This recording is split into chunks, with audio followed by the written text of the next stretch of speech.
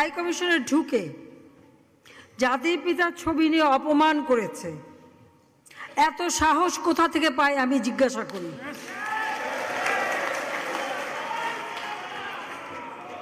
আমি জানি না আমাদের হাই কমিশনে এখন কারা বসেছিল এবং তারা সেখানে কিছুই করতে পারলো না কেন, সেটাও বড় প্রশ্ন। আর আমি আমার প্রবাসী যারা বাঙালি, না আমার প্রবাসী বাঙালিদেরও আমি বলবো যে যারা এই ঘটনাগুলি ঘটিয়েছে তারা চলাফেরা করে না, তাদের দেখেন না। যে হাত দিয়ে জাতির পিতার ওই ছবি নিয়ে তারা ভেঙেছে, তাদের যা উপযুক্ত করা উচিত সেটা করতে হবে।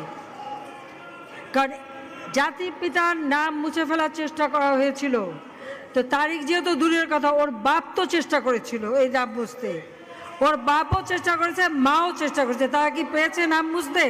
পারে নাই। ইতিহাস কখনো কেউ চাপা দিতে পারে না। আর জাতির পিতা তার 7 মার্চে ভাষণে বলে গেছে যে বাঙালিকে কেউ দাবায় রাখতে পারবে না, পারে নাই দাবায় রাখতে। তা আজকে এত বড় দুঃসাহস হয়ে যায়। হ্যাঁ, আমি প্রধানমন্ত্রী এসে আমারটা যা করুক ওটা আমি কিছু মনে করি না, কিন্তু যিনি আমাদের জাতির পিতা, যার আইন আছে, সেখানে হাত দেবে এত সাহস কোত্থেকে পেল? তারেক যে ভুলে